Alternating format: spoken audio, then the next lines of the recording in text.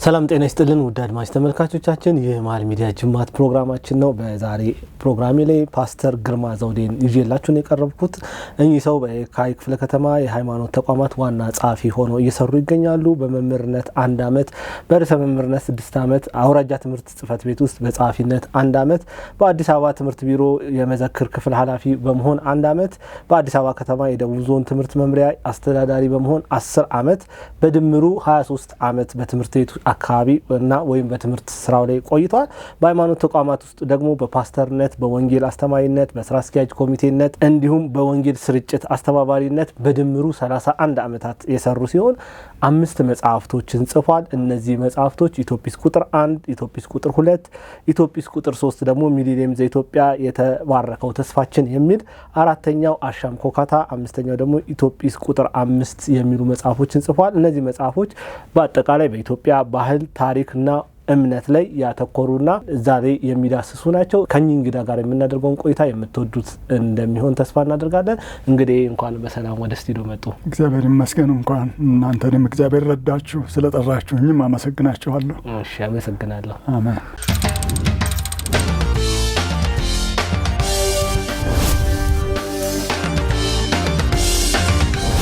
የኢትዮጵያና የአሰብ ታሪካዊ ትስስር ምን ይመስላል ከሚለው ብንነሳና ከዛ በኋላ ቀስ እያለ ወደ ሌላው ብንሄድ። የኢትዮጵያና የአሰብ ትስስር ከማለት ይልቅ የኢትዮጵያ ወደቦች እነማን ነበሩ? ኢትዮጵያስ ማን ነበረች? የኢትዮጵያ መንግስት ምን ነበረ የሚለውን ብናነሳ ለጥያቄያችን ጥሩ ማብራሪያ ለህዝብም ለሰሚም ይሰጣል ብዬ ነው የማስበው። ኢትዮጵያ ትልቅ አገር፣ የጥንት አገር እንደሆነች እኔ በ5ኛው መጽሐፌ ላይ ጽፌያለሁ። ዝርዝሩን ራሱ ከስብታይ ጀምሮ እስከ ዶክተር አብይ ድረስ ያሉትን የስም ዝርዝራቸውን ጭምር የጻፍኩበት ምክንያት ኢትዮጵያ ጥንታዊት አገር፣ ትልቅ አገር እንደሆነች ነው። በዝርዝሩ ውስጥ ደግሞ የኢትዮጵያ ግዛት ከየት እስከ የት እንዴት እንደተከበረች፣ እንዴት እንደኖረች፣ እንዴት ስልጣኔው እንደነበረ የኢትዮጵያ ያንን ሁሉ ጽፌያለሁ። በነዛ ጊዜያት ውስጥ ጥንታዊ የሆኑ የባህር በሮች ነበሯት፣ አሰብን ጭምር ማለት ነው። ለምሳሌ አዶሊስ፣ ምጽዋ፣ አሰብ፣ ታጁራ ያው ጅቡቲ ማለት ነው፣ ዛይላ፣ በርቤራ እስከ ላሞ ድረስ ያለው ቀይ ባህር ላይ የነበሩ ዳህላክ ደሴቶችም ጭምር የኢትዮጵያ ግዛት እንደነበሩ ማወቅ አስፈላጊ ነው። ከአሰብ ይልቅ የአሰብማ ትናንትና ነው። አሁን ቅርብ ጊዜ ነው አሰብ የወሎ ጠቅላይ ግዛት የነበረ ነው በኃይለ ሥላሴ ጊዜም። በኋላም ደግሞ በራስ ገዝ አስተዳደር ውስጥ የአሰብ አስተዳደር ራሱ አንድ በጣም በቅርብ የማውቀው ሰው ነበር፣ አቶ ጥላሁን ወሌ የሚባል ሰው። እሱ ነበር አስተዳዳሪ የአሰቡ ማለት ነው። ኢትዮጵያ ውስጥ ነው። ኤርትራ ለጣሊያንና በተለያዩ ሁኔታዎች ዳር አገርም ስለሆነች ለተለያዩ ጊዜያት መገዛቷ እንጂ የኢትዮጵያ አካል እንደሆነችና የአሰብም ቢሆን ከሌሎቹ የባህር በሮች ጋር እኩል የኢትዮጵያ የባህር በር የነበረ በር ነው። ግን ትንሽ እንትን የምለው ምንድን ነው፣ በተለይ ባህር በሮቹንም ሆነ ይህንን ችግር በመዋጮ ነው ሰዎች ከኢትዮጵያ እንዲወጣ ያደረጉት። መዋጮ ስልህ ነገስታቱም መሪዎቹም ማለቴ ነው። እንዴት አድርገው መዋጮ ስልህ የኃይለ ሥላሴ መዋጮ ነበረ፣ የደርግ መዋጮ ነበረ፣ የኢህአዴግ ደግሞ ብዙውን ነው። እንኳን ለብርሃነ ትንሣኤው በሰላም አደረሳችሁ አደረሰን። ዲኤምሲ ሪል ስቴት የህልምዎን ቤት በቀላሉ እንዲያገኙ ልዩ እድል ይዞሎት መጥቷል።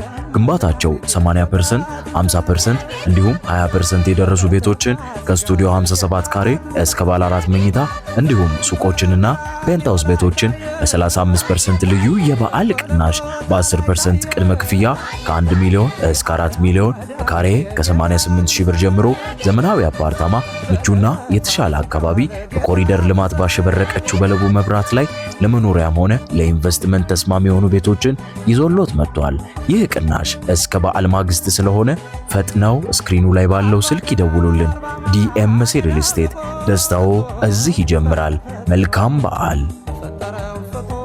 ኃይለ ሥላሴ እንግዲህ ከንግስናቸው ጀምሮ 46 ዓመት ገደማ ነው የነገሱት፣ ከ1922 እስከ 1966 ድረስ በነበሩት ዘመናት ማለት ነው። እና በእነዚህ ጊዜያት ውስጥ ረጅም እድሜ ኖሯቸው የያዙትን መንግስት ለልጆቻቸው ወይም ለልጅ ልጆቻቸው ሰጥተው ዲሞክራሲ እንዲያድግ አድርገው ሳይሆን ስልጣኑ ላይ ሙጭጭ ብለው ተቀምጠው በማሳለፋቸው እና በግድ ከወንበር ላይ ወታደሮች በመነሳታቸው ይህም አንድ መዋጮ ነው። ምክንያቱም ኢትዮጵያ አንድነቷን አጠንክራ ልትኖር የነበረች ሀገር ናት። ኤርትራም አንዱ ጠቅላይ ግዛት ነው ከ14ቱ ጠቅላይ ግዛቶች። ለዚህ ነው የምናገረው። ለምን መሰለ እኔ ራሴ እንግዲህ የተማርኩትም ስራ ያዝኩትም በኃይለ ሥላሴ ጊዜ ነው። እጣ ሳወጣ መምህር ሆኜ ለኤርትራም ጭምር ነው ለ14 ጠቅላይ ግዛት ነው እጣ የተጠቀለለው። ከዛ ውስጥ ነው ሳወጣ ገምጎፋ ነው የደረሰኝ። እኔ ኤርትራም ብደርሰኝ ዳህላክ ደሴትም ቢሆን ሄጄ ሰራ ነበር ማለት ነው በመምህርነት በ64 ዓመተ ምህረት። ስለዚህ ኢትዮጵያ ትልቅ አገር የነበረችውን እንደው በትልቅነቷ እንዳትቀጥል ያደረገው የአስተዳደር አሰራር ሽግግር ሳያደርጉ መቅረታቸውና በማይሆን መንግስት በወታደራዊ መያዙ አንድ ሌላ ችግር ነው። ወታደራዊ መንግስቱም ደግሞ በመዋጮ የሱም ምንድነው በተለይ ኮሎኔል መንግስቱ ኤርትራ ውስጥ በነበረው ግርግርና ችግር ምክንያት ብዙ የጦር ባለስልጣናትን እንዲወገዱ በማድረግ የተዋጣ መዋጮ አለ እሱም ራሱ። ምክንያቱም ኤርትራ እንድትገነጠል ሁሉ በር የከፈተ ንዴት ውስጥ ወታደሩን ያስገባና በብስጭት ሌሎች ደግሞ እነዚህ ነፃ አውጪ ግንባር ብለው የተነሱ ሰዎች እንዲነሱ ያደረገው የነሱ መዋጮም አለ። ያ ሁሉ ነው የአሰብን ሆነ ሌሎች ወደቦቻችንንና የኢትዮጵያን ሁኔታ በብሔር በብሔረሰብ በቋንቋ በምናምን ተብሎ ክልል ተመድቦ እንደዛ እንዲሆን ያደረገው። እሱ ዝርዝር ውስጥ ስንገባ ምናልባት ልናወራ እንችላለን። ይሄ ሁሉ ሆኖ ነው አሰብንም ያጣ ነው። ግን አሁንም ቢሆን የታጣውም በኔ ግምት በህግ አንጻር በተባበሩት መንግስታት ድርጅትም ሆነ በአፍሪካን ዩኒየን ህግ ወይንም ደግሞ እንደው በሰውኛው እንኳን ሲታይ እንዲህ ተቆልፋ ነው እንዲህ ዙሪያውን ነው የያዙ በሙሉ የባህር በሮችን አይታ እንደው የኢትዮጵያን ካርታ ሲታይ ኤርትራ ላይ ነው ያለችው። ግን ምጽዋ፣ አሰብ እስከ ጅቡቲ ድረስ ያለው ሀገር ልክ እንደ መዶሻ እንዲህ እጅ ተዘርግቶ እንደተዘጋ አይነት ታውቆ የተዘጋ እንደሆነ የምንመለከተው ነው። ይሄ ራሱ የግብጽ መዋጮ አለበት። ባህሮቻችንን ለማጣት እንደ ምክንያት የሆነው ነገር አብረን ብናነሳው ደስ ይለኛል። በጣም የግብጽ መዋጮ አለበት የሚል ግብጽ ለምን ኢትዮጵያን እንዲያተኩራ ወጥራ ያዘች የሚለውን ጭምር ማየት አለብን። እኛ ከግብጽ ጋር ድንበርተኞች አይደለችም። ኢትዮጵያ ድንበር የላትም። በመሃል ሱዳን ስላለ የአባይ ወንዝ ነው። የአባይ ወንዝ ደግሞ ከኢትዮጵያ ፈሶ ነው የሚሄደው። ወደ ኢትዮጵያ የሚገባ ማንም ወንዝ የለም። ሁሉም ወንዞች የኢትዮጵያ ወደ ውጭ ነው የሚፈሱትና አባይን እነሱ እንደ አምላክ ነው የሚያመልኩት። ኢትዮጵያንም የአምላክ አገር ብለው ነው የሚጠሩት። ቶኔተር ይላሉ። ቶኔተር ማለት በግሪኩ ቋንቋ የአምላክ አገር ማለት ነው። ለአባይ እነሱ ይሰግዳሉ፣ ኢትዮጵያውያን ደግሞ ለአባይ ይዘፍናሉ። ስለዚህ አሁን አባይ ምንጭ የሆነው ኢትዮጵያዊ ደግሞ እዚህ ገድቦ ያስቀርብናል የሚል ፍርሃት ከጥንት ጊዜ ጀምሮ ስለነበራቸው ኢትዮጵያውያንን ከልክ በላይ ይጠላሉ። ከዚህ የተነሳ የኢትዮጵያ መንግስት አነስተኛ እንዲሆን፣ የኢትዮጵያ መንግስት አናሳ እንዲሆን፣ የኢትዮጵያ መንግስት የተበታተነ እንዲሆን የማይሰሩት ነገር የላቸውም እነሱ። እኔ አይደለሁም የምናገረው፣ ታሪክ ራሱ የሚመሰክረው ነው የምናገረው። እና ሁልጊዜ ጉድጓድ እንደቆፈሩ ነው። ለምን ኢትዮጵያ አሁን ውሃ ምህዳሩን ጠብቆ ነው የሚፈሰው። እስከ ሜዲተራኒያን ባህር ድረስ ይገባል። ሱዳንን አልምቶ ይሄዳል። ከዛ ወደ ግብጽ ይሄዳል። ኢትዮጵያ ውስጥ ስራ እንዳይሰራ አድርጎ በሃይማኖት በኩል የመጡት ጳጳሳት የሰሩት ስራ ትንሽ ሰፋ ቢያደርጉልኝ። ሰፋ ቢደረግ በ330 ዓመተ ምህረት አቡነ ሰላማ ወይም ከሳቴ ብርሃን የተባሉት ሰው ግሪካዊ ናቸው። በአዶሊስ የባህር በር ላይ እነሱ ወደ ህንድ ለንግድ የሚሄደው አባታቸው አብሮ የነበረ ፍሬምነጦስና ኤዲሲዮስ የሚባሉት የመጀመሪያው ጳጳስ የሆኑት ሰው። እነዚህ ሁለቱ ተይዘው ወደ አክሱም መንግስት ነው ያመጧቸው የኢትዮጵያ ሰዎችና እነሱ ያው ክርስቲያኖች ስለነበሩ ከመሰረታቸው ኢትዮጵያ ውስጥ ደግሞ ክርስትና ሳይሆን የአይሁድ ሃይማኖት ነው የነበረው እና ሌላው አይሁድ ነበር በኢትዮጵያ ውስጥ የአይሁድ ሃይማኖት ነው የነበረው ቀደም ብሎ ጁዊሽ ሪሊጅን እና የራሱ የዝም ብሎ የባዕድ አምልኮ ዝም ብሎ ያመልካል ህዝቡ። ፀሐይም ለጨረቃም ለከዋክብትም የሚሰግዱ ደግሞ ጥንቆላንም የሚያደርጉ በየገጠሩም የነበሩበት ዘመን ነው። የአይሁድ ሃይማኖት ነው እንግዲህ በአንድ አምላክ የሚያምን የነበረውና እነሱ የነበሩበት ጊዜ ነው። ስለዚህ እነዚህ ልጆች ግን ክርስትናን ተቀብለው ስለነበረ መጥተው እዚህ በንጉሱ ቤት ውስጥ ስልጣን ነው የተሰጣቸው። አንዱ ጸሐፊ ሆነ ፍሬምናጦስ፣ ኤዲሲዮስ ደግሞ ምግብ ቤት ላይ በንጉሱ እንትን ውስጥ ጠጅ አሳላፊ የሚባል አለ። እዛ ላይ ነው ሲሰሩ የነበሩትና ንጉሱ አሊያማዳ ሲሞት ደግሞ አብርሃና አጽባ የሚባሉ ሁለቱ ልጆቹና ባለቤቱ ስመ መንግስቱን ይዘው በነበሩ ጊዜም እነሱ በጣም በመርዳት በተለያዩ ሁኔታዎች በአስተዳደሩም ስራ ሲሰሩ ቆይተው አቅመ አዳም ሲደርሱ ወደ ሀገራቸው ለመሄድ ሲፈልጉ ተሸኙ። ሲሄዱ ደግሞ የሚካሄደው በእስክንድሪያ በኩል ነው፣ በግብጽ በኩል አድርገው ነው። ስለዚህ ለምን አንነግርም ይሄን ነገር ለአቴናቴዎስ ብለው እና ሁኔታውን ዝርዝር አድርገው እኛ በቤተ መንግስት ቆይተናል፣ እንዲህ ነው ህዝቡ እምነቱ ይሄን ይመስላል። ስለዚህ እናንተ ቢሰብኩ ለእናንተ ቅርብ ነው ያሉት፣ ክርስትና ቢሰበክ እዛ ሀገር ጥሩ ይሆናል ብለው ሲያማክሩ እንደ ከእናንተ የተሻለ እድል ያለው ማን አለ? ቋንቋውን፣ ባህሉን፣ ቤተ መንግስቱን ሁሉንም የምታውቁ ስለሆነ እናንተ ተመልሰ ተመልሳችሁ ብትሰሩ ለእኛም ይቀለናል፣ ጥሩ ነው፣ በሚያስፈልገው ሁሉ እንትን እንላለን አሉ። ኤድሲዮስ አይ እኔ ወደ ሀገሬ ነው የሚሄደው አለ። ወደ ሀገሩ ሄደ። ፍሬምናጦስ ግን ጵጵስና ተቀብሎ ሲመተ ጵጵስና ወይም ደግሞ አባትነት የሃይማኖት አባት ሆኖ ወደ ኢትዮጵያ ተመለሰ። ከዛን ጊዜ ጀምሮ እሱ ሲሞት ሌላው የሚተካው ግብፃዊ ነው። እስከ 1951 ዓመተ ምህረት ድረስ ለ1621 ዓመት ከአቡነ ሰላማ ከሳቴ ብርሃን እስከ አቡነ ቄርሎስ ድረስ የነበሩት ጳጳሳት በሙሉ የመጡት ከግብፅ ነው። እነዚህ የሚመጡት ደግሞ ነገስታቱን የሚሾሙ እነሱ ናቸው። ነገስታትን ከሾሙ እነሱ ከንጉስ በላይ ናቸው ማለት ነው። ቁልፉ በእጃቸው ነው የኢትዮጵያ ማለት ነው። ኢትዮጵያ እንድትሰራም እንድትወድቅም ለማድረግ የሚያስችል ቁልፍ ነው የያዙት ለ1621 ዓመት። ምን ያህል ጳጳሳት ተሾመዋል? በዛ 111 ጳጳስ ነው የመጣው። ምናልባት መንበረ ማርቆስ እዛ ስላለ ይሆን? መንበረ ማርቆስ ተብሎ ነው። ማርቆስ እኮ ነው እንትኑ የዚህም የኢትዮጵያ ተጠሪ እኮ እዛ ስላለ ይሆን እንጂ ተንኮል ታስቦ ባይሆንስ ብዬ ነው። ላይመስል ይችላል። ግን ከውስጥ ለውስጥ አሁን ከነሱ መካከል አራቱ የሌላ እምነት ተከታዮች ናቸው። ከጳጳሳቱ መካከል ለፖለቲካ ነው የሚመጡት። በተለይ በ7ኛው ሴንቸሪ ላይ ወደ እስልምና ሲገቡ ከዛ በኋላ መንግስቱ ሃይማኖታዊ መንግስት ነው የሆነው በተለያዩ ቦታዎች። ስለዚህ ያ ነበር የሚቆጣጠረው ክርስትናውን ራሱ ጳጳስ ሲሾም ወይም ደግሞ አንድ ነገር ሲሆን ሳንሱር የሚደረገው የሚሰበከው ነገርም የሚደረገው ነገር ሁሉ ቤተ መንግስት መሆን ጀመረና በዛ ቁጥጥር ስር ስለነበረ በኢትዮጵያም ውስጥ እየተደረገ የነበረው ኢትዮጵያንም በተቻለ መጠን አምቆ ለመያዝ ሲደረግ የነበረውን ጥረት ነው የምንመለከተው እዛ ላይ በጳጳሳቱ በኩል ግብጾች የሰሩት ስራ ማለት ነው።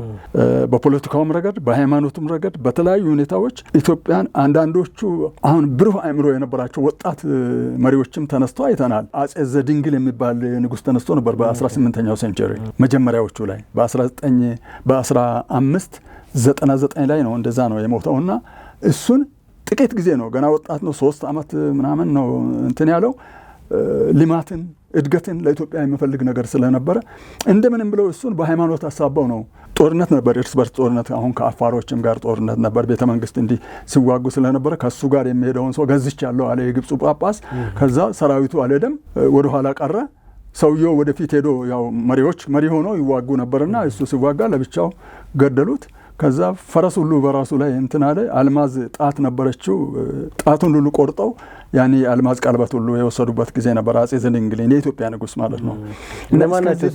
እስከዚህ ድረስ አድርሷል የግብፁ ጳጳስ። ኦኬ እኮ ማለት የአልማዟን እንትን ጣቶ ቀለበት አጼ ዘድንግል ነው። አጼ ዘድንግል እኮ የኢትዮጵያ ንጉስ ነው እኮ። እነማን ናቸው ቆርጠው ወሰዱ ስላሉኝ ማን ናቸው ቆርጠው የወሰዱት ነው ያልኩት? እንትኖቹ ናቸው ወታደሮቹ። ኦኬ የኛ ወታደሮች ናቸው የራሳችን። እና እስከዚህ ድረስ አሁን ክቡር ጠቅላይ ሚኒስትሩ የጻፉት መጽሐፍ አለ የመደመር ትውልድ የሚል። በእሳቸው መጽሐፍ ላይ 240 ገጽ ላይ አንብቤ ነበርና የዛሬ 600 ምናምን ዓመት በፊት ኢትዮጵያዊ ንጉስ ይስሐቅ የሚባል ሰው ከስፔን የውሃ ባለሙያዎችን ለማስመጣት ልኡካንን ከዚህ አገርና ከሌሎችም አረብ ሀገራት መልምሎ ስፔን ድረስ ልኮ ነበር ይላሉ ዶክተር አብይ። እና ሰዎቹን ልኡካን ተገኝተው ማለትም የውሃ ባለሙያዎች ኢትዮጵያ ውስጥ ያለውን የውሃ ሁኔታ የአባይንም የሌሎች ወንዞችንም አጥንተው ስራ ሊሰራ ማለት ነው። ያኔ በዛን ዘመን እንግዲህ አስብ የሚመጡትን ሰዎች ያው በሜዲተራኒያን በኩል በመርከብ ስለሆነ የሚመጡት በግብጽ በኩል ነው የሚወጣው ወደዚህ የሚመጣውና እዛ ደረሱ። ከየት ነው የምትመጡት? እንደዚህ ከስፔን ምናምን እንደዚህ ሁኔታውን አጣሩና የት ነው የምትሄዱት? ኢትዮጵያ። ምን ልታረጉ? ውሃ እንደዚህ አቻቻ እችማ አስቸጋሪ ነች ብለው ሁሉንም ገደሏቸው ብለው ዶክተር አብይ ናቸው የጻፉትን እኔም በመጻፌ ላይ ኮት ያረኩት በገጽ 74 ላይ መመልከት ይቻላል። ኢትዮጵያ ውስጥ ቁጥር 5 ላይ አዎ። እና እስከዚህ ድረስ አስብ። ሌሎች ምን የማውቃቸው ሰዎች እንኳን አሉ እዛ ሄደው አውትስታንዲንግ የሆኑ ጎበዝ የሆኑትን ሰዎች አያስቀምጡም። እና ይሄ ሁሉ ለምንድን ነው? ኢትዮጵያን ትንሽ መንግስት፣ ደካማ መንግስት ለማድረግ የሚደረግ ጥረት ነው። አባይ ይገደብብናል የሚል ፍርሃት ነው። በፖለቲካውም በሃይማኖቱም በግልም ደረጃ እየተሰራ ያለው ነገር ቀላል አይደለም። ከዚህ በኋላ ምንድነው ከግብጾች ጋር የሚጠብቀን ነገር? ከባድ ነገር ይጠብቀናል። ምክንያቱም ላለፉት 1000 ዓመታት የነዚህ ነገሮችን ከሰሩ አሁንም በቀላሉ ይተውናል ብለን አናስብም። ማህበረሰቡ ምንድነው መንቃት ያለበት? መንግስትስ ምንድነው መስራት ያለበት? በጣም ጥሩ ጥያቄ ነው። በእውነት ትልቁ ነገር ኢትዮጵያዊ ማወቅ ያለበት እኔ በመጽሐፍቶቼም ላይ ደጋግሜ የምጽፈው የአገሩን ታሪክ የማያውቅ ሰው ከሴቶች መካከል እናቱን የማያውቅ ሰውን ይመስላል። ከሴቶች አሉ ከሴቶች መካከል እናቴ እስቺ ናት ብሎ ወደ እናቱን የማያውቅ ከጥቂት ሴቶች መካከል ማለት ነው። እንደዛ ይመስላል ብያለሁ። የኢትዮጵያን ታሪክ የማያውቅ ሰው የኢትዮጵያ ታሪክ ምን ይመስላል? እኔ የታሪክ ሰው አይደለሁም። እኔ የፖለቲካ ሰው አይደለም። ፖለቲካ ውስጥ ገብቼ አላውቅም። የፖለቲካ ሰው አለመሆን ግን ታሪክ እንዳላነብ መጽሐፍት እንዳላነብ የሚከለክለኝ ነገር አይደለም። ስለዚህ ነው የዓለም ሃይማኖቶች ጥናት ነው የመጀመሪያ ዲግሪዬን የሰራሁት በቴዎሎጂ ራሱ ሪሊጂየስ ኤጁኬሽን በሚል። ሁለተኛ ዲግሪዬንም የሰራሁት በፊሎሶፊ ላይ ነው። ለምን ማወቅ አለብኝ ዓለም ምን እያመነች እንዳለች የዓለምን ሃይማኖቶች ማለት ነው። ስለዚህ ይሄንን ስናውቅ የታሪኩን ስንረዳ መጽሐፍ ቅዱስን መጽሐፍትን ሁሉ አነባለሁ። ለምን አነባለሁ? ለማወቅ። ማወቅ ጥሩ ነው። ማወቅ አእምሮን ያሰፋል፣ እድገት ያመጣል። ሪደርስ አር ሊደርስ ይላሉ አዋቂዎቹ። እኛ አሁን የ5000 ዓመት ነገስታትን ነው እኔ የጻፍኩት በመጽሐፌ ላይ። በእነዚህ ዓመታት ውስጥ የነበረውን ሁኔታ ስንመለከት የግብጾችን ሁኔታ ስናይ እንኳን 18 የኢትዮጵያ ነገስታት ግብጽን ገዝተዋል። 25ኛ የግብጽ ዳይኔስቲ ወይም ስርወ መንግስት የሚባለው የተገዛው በኢትዮጵያ ነገስታት ነው። እነ ሻባካ እነ ትርሃቅ የሚባሉት በመጽሐፍ ቅዱስ ውስጥ ሁሉ የተጠቀሱ የታወቁ በታሪክ የታወቁ ነገስታት ግብጽን ገዝተዋል። ግብጻውያን ግን ኢትዮጵያን ገዝተው አያውቁም። አናነብም። 177ኛ ነን በንባብ በዓለም ደረጃ። እስከዚህ ድረስ መሀይም መሆን የለብንም። ማወቅ አለብን፣ ማንበብ አለብን። ሰው የሚያውቀውን ነገር ብናገር የምናገረውን ነገር ቢኖር አገሪቱ ትለማለች የሚል ነገር ነው ያለን። ስለዚህ የትናንትናን ታሪክ ማወቅ፣ አሁን ያለንበትን ሁኔታ ማወቅና ወደፊት ምን መሆን እንዳለበት ብሩህ አእምሮ ያለው ትውልድ ለመቅረጽና ለማሳየት ዛሬ ላይ የቆመው ሰው በምን ቸገረኝነት የሚያልፍ ከሆነ ትክክል አይደለም። መደመር መንግስት የሚለው መጽሐፍ ሲመረቅ ነበርኩኝ እዚህ ኮንቬንሽን ማዕከል ላይና መጽሐፉን ገዝቼ ገጹን ሳይ እኔ ራሴ ትንሽ ሆኜ ታየሁ። በቃ ምን እየሰራሁ ነው እኔ ያለሁት? እንዲህ አይነት ቦታ ላይ ሆኖ ይሄን መጽሐፍ ከቻለ አንድ ሰው እኔ ደግሞ ፍሪ የሆንኩ ሰው ምን ሰራሁ እያልኩ ራሴን እንዳይ ነው ያደረገኝና በዚህም ዙሪያ ላይ ሰው ማወቅ ያለበት ምንድን ነው? ዝም ብሎ መኖር ሳይሆን ህብረት መፍጠር፣ አንድነት ማድረግ፣ እየተሰራ ያለውን ሴራ ማወቅ። ካወቅን በራችንን እንዘጋለን። ህገ መንግስቱም አውቆ የተሰራ ስለሆነ እኔ ስለ ህገ መንግስቱም ብዙ ጊዜ ሀሳብ እሰጣለሁ። አንቀጽ 39 ብቻ ነው ሰው የሚያውቀው አይደለም። በውስጡ የተለያዩ ብዙ ነገሮች አሉ የተሰሩ። ሆን ተብሎ 10 እና 12 ባንዲራ ኖሮ ስትፈልግ ልትገነጠል ትችላለህ ከተባልክ ማን ይቀመጣል? አንድ የሆነ ነዳጅ የወጣ እንደሆነ፣ አንድ የሆነ ወርቅ የወጣ እንደሆነ፣ አንድ የሆነ አልማዝ የወጣ እንደሆነ አንድ ክልል ላይ ማን ይቀመጣል? ምክንያቱም ኦልሬዲ በሩ ተከፍቶለታል፣ ቁልፉ አለኝ፣ ይኸው መብቴ ነው ይላል። እንደዚህ አይነት ህገ መንግስትም ባለበት አገር በምን አይነት ሁኔታ ነው ብሔር ብሔረሰብ ቋንቋ ምንትሶ ብሔሮች ብሔረሰቦችና ምንትሶች ይላል። እኔ አሁን ነገርኩ እኮ እጣ ሳወጣ ጋሞ ጎፋ ነው ደረሰኝ። ጋሞ ጎፋ ውሃ ስትጠይቅ ወተት የሚሰጥ ህዝብ ነው። እዛ እንዴት አይነት በቀደም ራሱ ሄጄ ነበር ቅርብ ጊዜ። ያው ነው ህዝቡ አልተለወጠም። ምናልባት መሪዎቹ እዚህ አካባቢ ያሉት በፖለቲካ በምናምን ተለውጦ ይሆናል እንጂ አልተለወጠም። ህዝቡ ኢትዮጵያዊነትን የያዘ ህዝብ ነው ያለው። በገጠርም ትግራይ ጫፍ ድረስም ሄጄ ያውቃለሁ። እና ትግራይ ገጠር ውስጥ ያለ ሰው የዋህ ቅን ህዝብ ነው። አሁን ትግራይ ውስጥ ራሱ እንግዳ እኮ ሲሄድ ቆሞ በዚህ ነው እያለ የሚያስቀምጥ ህዝብ ነው መቀሌ ውስጥ ራሱ። እና ሌሎቹ ግን የተለያየ ሁኔታ ነው እየታየ ያለው። አንድነታችን የድሮ ባህላችንን ብንጠብቅና ወደ እውነት ብንመለስ ወደ ኢትዮጵያዊነት ሰው ቢመለስ ጥሩ ነው እላለሁ እኔ። ስለዚህ ያኔ ነው እድገቱም የሚመጣው። ባህሩም ራሱ አሁን ወደፊት ምን መሆን ይችላል? ዓለም አቀፍ ህግ አለ። ማን ነው ፈርሞ የሰጠው? እርስ በርስ ተፈራርሞ የወሰዱ ከሆነ ሁለት ኢትዮጵያን የሚወጉ ሰዎች አንዱ ነግሶ አንዱ ዳር ቆሞ አንተ ለኔ ያስረክብ ብሎ ያስረከቡት ርክክብ የአሰብም ምጽዋ ወይም የኤርትራ እኔ ይጸናል ብዬ አላስብም። በምንም አይነት ሰው ኢትዮጵያ የባህር በር ታገኛለች ብሎ ነው የሚያስቡት? በጣም እንጂ። በምን አይነት መልኩ ታገኛለች? አንደኛ የዓለም አቀፍ ህግ ራሱ እንደገና መታየት መመርመር አለበት። ያጸደቀው ማን ነው? ማን ነው የፈረመው የሚለውን ምርመራ መደረግ አለበት። ሁለተኛ የኢትዮጵያ ህዝብ ስንት ነው? አሁን 130 ሚሊዮን ህዝብ የደረሰ ህዝብ በር ተዘግቶበት ይቀመጥ የሚል ህግም የለም። ከጥንት ጀምሮ የማን ናቸው እነዚህ በሮች የሚለውንም መመርመር አለበት፣ መፈተሽ አለበት። ኤርትራስ ማናት? ኤርትራ ብሎ ስም የሰየመው ማን ነው? እዚህ ላይ እኮ በደንብ ጽፌያለሁ እኔ። እና እነዚህን ነገሮች ሁሉ መመርመር ያለባቸው ናቸው፣ መፈተሽ አለበት። በዲፕሎማሲ በተለያዩ ሁኔታዎች ትክክለኛ ዳኝነት የሚሰጥ ቢሆን ኢትዮጵያ የባህር በሯ የሚዘጋበት ምንም ምክንያት የለም ነው የምለው እኔ። ትክክለኛ ዳኝነት የሚሰጥ መንግስትም የመንግስታት ድርጅትም ካለ እውነተኛ ትክክለኛ ታሪካዊ ዳራውን በደንብ አድርጎ የሚያቅ እና የተረዳ ያነበበ ያወቀ አጋድሎ ዝም ብሎ እንትን ያላለ ከሆነ እና ቡትሮስ ጋሊ የሚባለው ሰው ምን እንደሰራ በዚያን ጊዜ ብታይ ግብጻዊ ነው። አሁን እሱ ሰው ስልጣኑን ተጠቅሞበታል።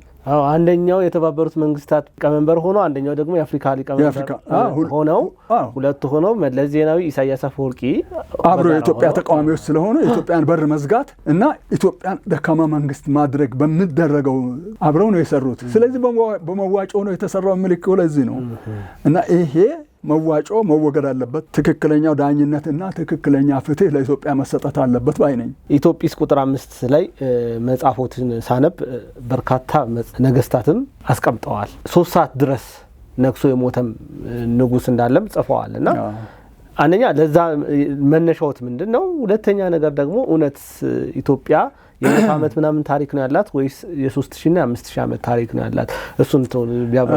እሱን ለማስረዳት አሁን እንትኑ ሁሉ ካርታውን ሁሉ አስቀምጫለሁ። የአፍሪካ ካርታ አፍሪካ የተባለበትንም ዘመን የ17ኛው ሴንቸሪ ከዛ በፊት የነበረው አጠቃላይ አፍሪካ ከግብጽ በታች ያለው በሙሉ ኦልሞስት ኦል ኢትዮጵያ ነው ተብሎ የሚታወቀው። ራሱ የአትላንቲክ ውቅያኖስን ስታይ በድሮ ካርታ ላይ ኢትዮጵያን ሲ ነው የሚለው። አትላንቲክ ውቅያኖስ አትላንቲክ ማለት በጣም ሩቅ ነው አይደለም የሚመስለው? አዎ።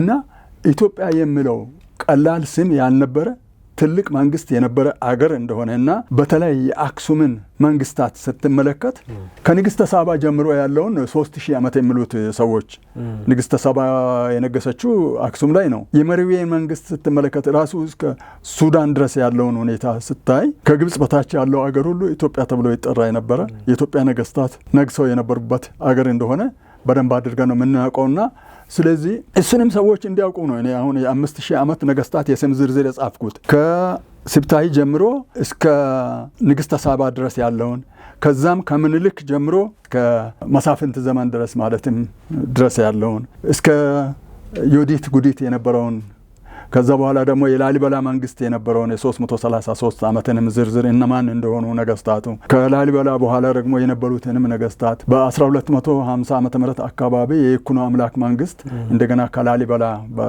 በአቡነ ተክለ ሃይማኖትና በተለያዩ ቀሳውስት አማካይነት ደግሞ ኢትዮጵያ ውስጥ ሰላም እንዲመጣ ካስፈለገ ሰለሞኒክ ዳይናስቲ ውስጥ ስልጣን ይመለስ ተብሎ ለይኩኖ አምላክ ከተመለሰበት ጊዜ ጀምሮ እስከ ኃይለ ሥላሴ ድረስ የነበረውን ሰለሞኒክ ዳይናስቲ አመጣጥ ቀደም ሲል የነበረውንም ጭምር ጽፍ ያለው ኩሻይትስ እንዴት ነው እንትን ያሉት ሴሜቲኮች እንዴት እንደመጡ ያሉትን ሁኔታዎች በሙሉ በኢትዮጵያ ውስጥ የነበረውን ሴትልሜንት ጭምር የጻፍኩበት ከአንደኛው መጽሐፍ ጀምሮ ነው የዛሬ 34 ዓመት ከጻፍኩት ማለት ነው። ኢትዮጵያን ሰዎች እንዲያውቁ ሃይማኖቱንም እንዲያውቁ ሁሉንም አውቀው እንዲንቀሳቀሱ ለማለት ነው እኔ የጻፍኩት። ሁለተኛ ደግሞ በቅርብ ጊዜ ኢትዮጵያ የ100 ዓመት እድሜ ነው ያላት ምናምን ኢትዮጵያማ ምን አላት ምናምን የሚሉ ሰዎች የተነሱ ስለሆነ ነው የጻፍኩት። ለምሳሌ እኔ በትውልዴ የዛሬ 600 ምናምን ዓመት ነው የኔ ቤተሰቦች የአባቴ ዘሮች ማለት ነው ከትግራይ የሄዱት።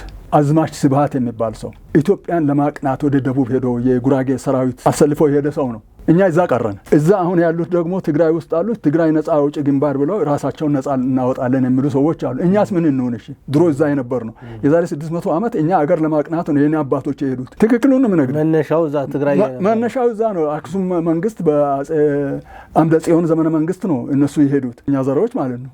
ኦኬ እኔ አሁን ኦሮሞ አለ፣ አማራው አለ፣ ትግሬው አለ፣ ጉራጌው አለ፣ ስልጤው አለ፣ ስዳማው አለ። የሌለ ዘር የለብኝም፣ ሁሉም ነው ያለው። እኛ ግን እዛ አለን ከአባት ዘር የወረደ ማለት ነው። አዝማች ስብሃት እንደዛ ነው። የአሁኖቹ ስብሃቶች ምን እየሰሩ ነው ያሉት?